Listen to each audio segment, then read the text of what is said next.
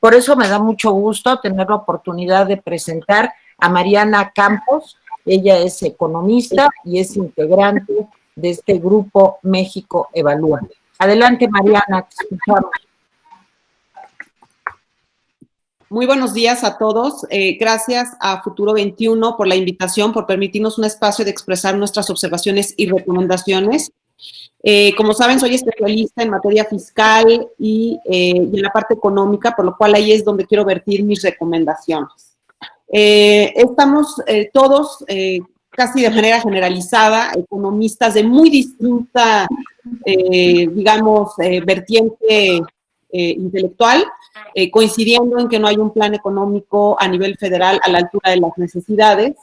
Y yo creo que lo primero que tenemos que pensar es que no tenemos puesto un diseño para poder generar ese plan. Eso es un diseño institucional. Lamentablemente no hemos construido en mi opinión, un servicio civil de carrera en la Secretaría de Hacienda. No hemos tampoco construido otro civil de carrera técnico en la parte del Congreso. Entonces, no tenemos un área realmente que ahorita tenga la capacidad de análisis, los incentivos políticos para generar los diagnósticos adecuados y los planes que pudiéramos ver. Entonces, un primer llamado que se integrara una especie de consejo económico de emergencia.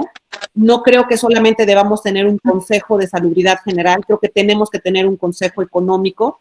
Es posible que vivamos la emergencia económica más grande de los últimos 100 años, por lo cual necesitamos crear ese consejo.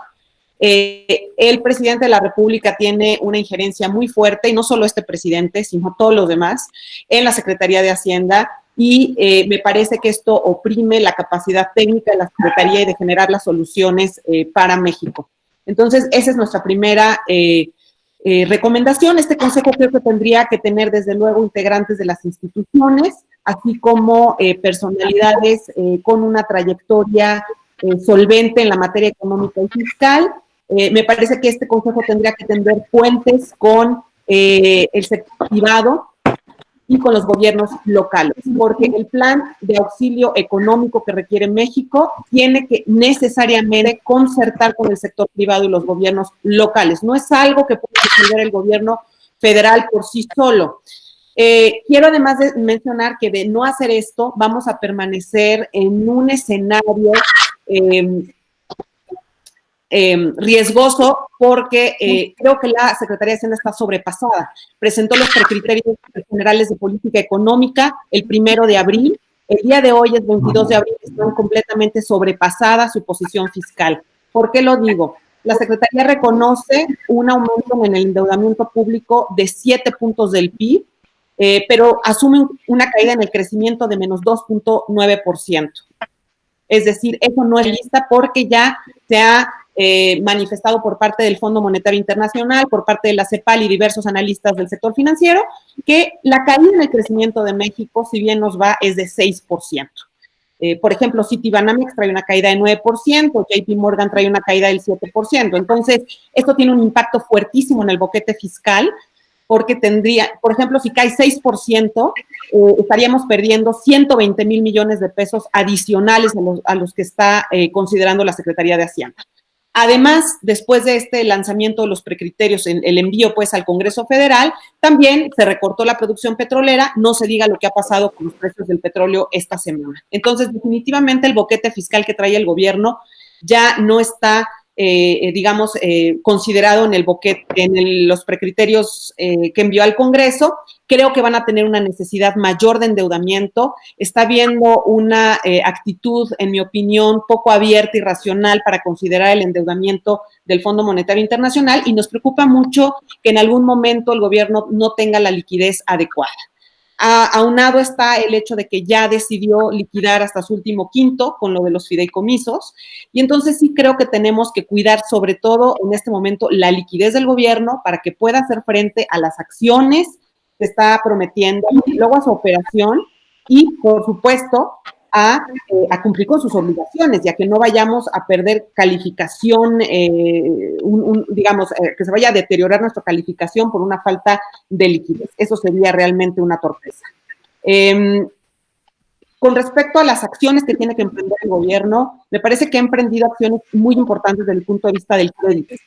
Lo último anunciado por el Banco de México me parece un plan bastante interesante, un plan sólido. Sin embargo, estamos descuidando dos tipos de acciones esenciales en una crisis como esta.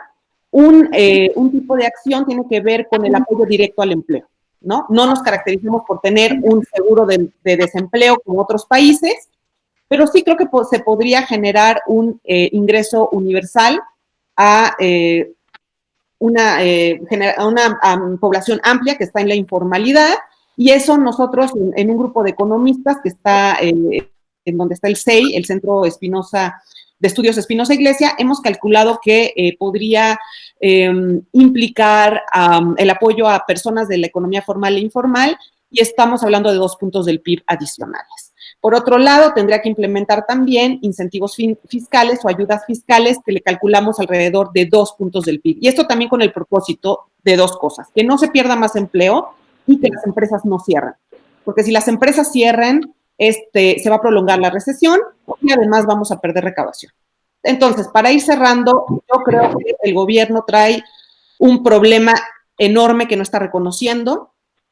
Va a tener que endeudarse más de lo que quiere reconocer, y si quiere hacer un plan amplio económico para evitar que millones de personas caigan en la pobreza y pierdan bienestar, necesitaría otros 4 puntos del PIB. Entonces estamos hablando de alrededor de 12 puntos del PIB, y el gobierno está reconociendo como 7 puntos del PIB.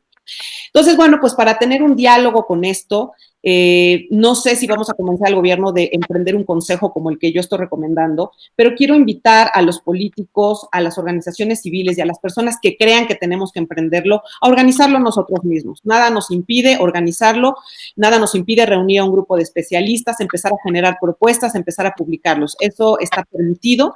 Yo creo que ahí es en donde tanto las autoridades locales como los miembros de otros partidos políticos y la sociedad civil tiene que reunirse en generar este plan de propuestas para México.